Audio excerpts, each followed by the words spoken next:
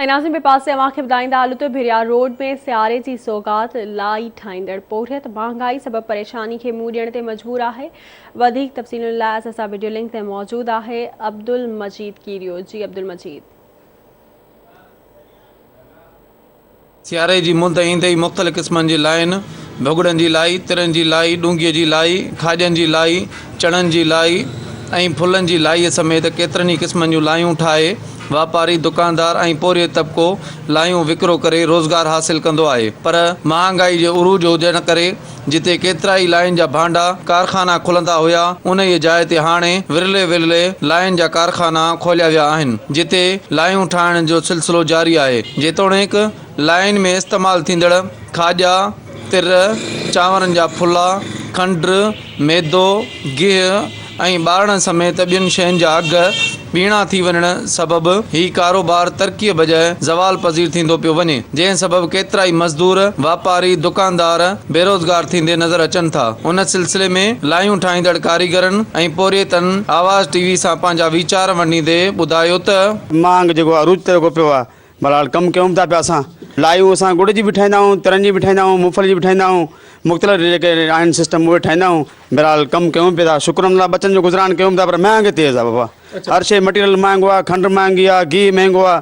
असांखे सूजी जेकी आहे उहा बि अॼु असां 70 रुपया किलो वठी आया आहियूं, 72 रुपया असांखे मिली आहे। जेको आहे असांखे 350 रुपया किलो थो मिले पियो, बेमू में 400 रुपया किलो मिले थो पियो। महांगाई तपा चोट वधी आहे। हूअं हिन जे भांडे ते असां ईअं 15-15, 20-20 मज़दूर माण्हू कमु कंदा, उन जॻह ते हिकिड़ो मज़दूर पतो हले त बि पूरी मालिकनि जी बि नथी थिए। पर असां मालिक जी पूरी थिए त असां मज़दूरनि खे बि ॾिए न, को असांजो को मुतालबो पूरो ई नथो थिए। सफ़ा महांग गिहु, खंडु, हर ॻाल्हि तिर बिर जेको मालिक खे ॿुधो हूंदा, असां पाण ई मज़दूरी पोइते पिया कनि। असां पंहिंजे पेट खे पिया लतूं वणूं कयूं या कोई पोइते पिया वञूं ॾींहों मालिक जी दिलि ई नथी अचे कमु हलाइण ते, पोइ असां मज़दूरनि किथे वेंदा। हिन में फुला पवंदा आहिनि पहिरीं ॻाल्हि, ॿियो खंडु बंड पवंदी आहे, उन हिसाब सां असां ठाहींदा आहियूं। फुलनि जी लाई आहे, फुला बुला पवंदा आहिनि, हिन में लाई ठाहींदा आहियूं। बे मुङ पवंदा आहिनि, तिर उन जी ठाहींदा आहियूं। पर हींअर महांगाई थी आहे घणी तमामु, इन करे जेको फुलनि जी ठाहींदा आहियूं। सर पहिरियां असांजो भांडो तक़रीबन 2.5-3 साल खां हली रहियो आहे, पर पहिरियां असांजा मज़दूर हिते घणा कमु कंदा हुआ। पर हाणे जीअं माना पहिरियां 25-26 रुपया कटो खंड जो हूंदो, हाणे उन खंड जो कटो वधि वधी माना 5000 रुपया कटो असांखे खंड जो थो पले पिए। ग्लूकोस महांगो थी वियो आहे, हर शइ महांगी, गुटको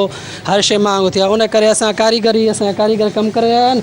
पहिरियां हिन कारीगर हूंदा त कमु कंदा रहंदा ऐं मज़दूर घणा हूंदा त कमु असांजो जारी रहंदो। पर हाणे असां महांगाई घणी थी आहे, उन जे करे असां मज़दूर घटि रखिया आहिनि। साईं मांग थी आहे तमामु घणो, इन जे करे घटि थी वियो आहे, बचति थिए कोन्हे मालिकनि खे। मालिक मज़दूर रखी परेशान थी विया आहिनि। साईं असां महीने ते आहियूं, 17-18 हज़ार पघार आहे, पर हले ई महीनो ॿ थो, ॿिया सॼो साल वांदा वेठा आहियूं। तव्हां भिरियाड़ में लाई ठाहींदड़ पोरियतनि जूं ॻाल्हियूं ॿुधियूं। हिननि सिंध हुकूमत समेत वफ़ा खां मुतालबो कयो त महांगाई ते कंट्रोल करे असांखे रोज़गार करणु ॾिनो वञे। अब्दुल मजीद कीरियो, आवाज़ टीवी, भिरिया रोड।